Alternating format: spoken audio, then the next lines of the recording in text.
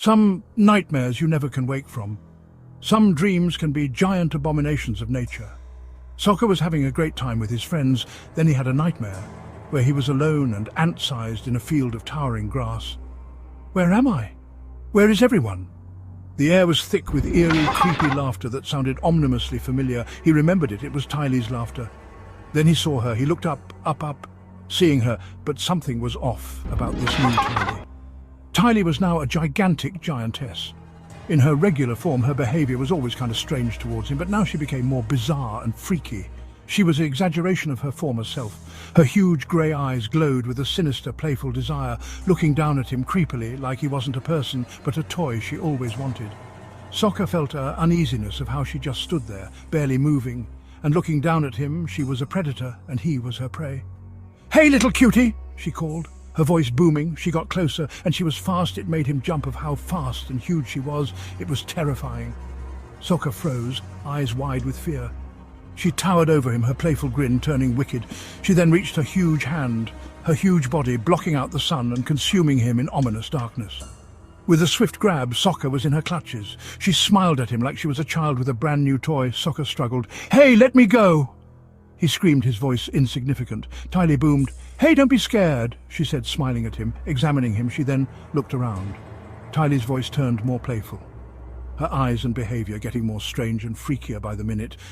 "Where are your little friends?" "Little Sokka. I would love to play with them." "I don't know," he stammered. Her smile twisted into something darker. "Oh well, it really doesn't matter," she whispered. "You're all mine, little cutie.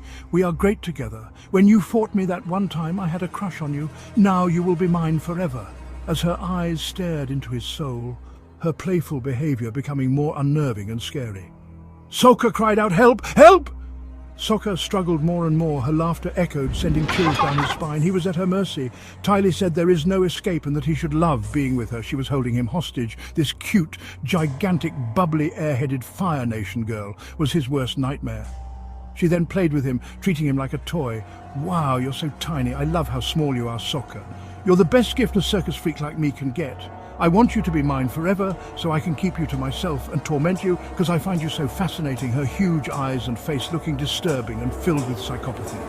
She was constantly tormenting him. Her crush on him turned into a disturbing desire to toy with him, scare him for her own amusement, and torment him with her energetic, bubbly personality and creepy laugh. Her amusement was dark, demented, twisted, and her behavior was unsettling and playful. She loved Sokka's fear. This Tylee was a horrifying monstrosity wearing a cute face. She was a terrifying, menacing monster, even though she had no malice.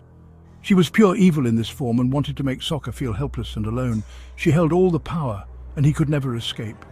Her constant cheerful behavior and acting as if he was crazy and just overreacting was psychologically wearing him down and making him lose his mind and sanity. He had no idea what evil this giant monster would do, and it was horrifying. Tylee then strapped Sokka down as she practiced her acrobatic flips, purposely jumping over him again and again. He yelled, "Stop, Tylee, you'll crush me!" Sokka yelled.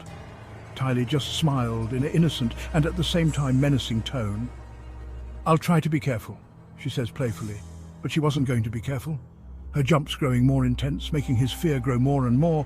Tylee then jumped high in the air, laughing evilly as her huge body came towards him. She came towards him on the ground, his world fading to black. And then silence as he could hear his friend yelling for him to wake up, but Tylee wouldn't allow it. Tylee laughed evilly as he woke up, staring into Tylee's huge eye as she kissed him. She then said he was all hers, and he would never see his friends again. He was no longer a person, but her little toy for her freaky evil amusement. She was a giant abomination of nature, and she was his worst fear come to life.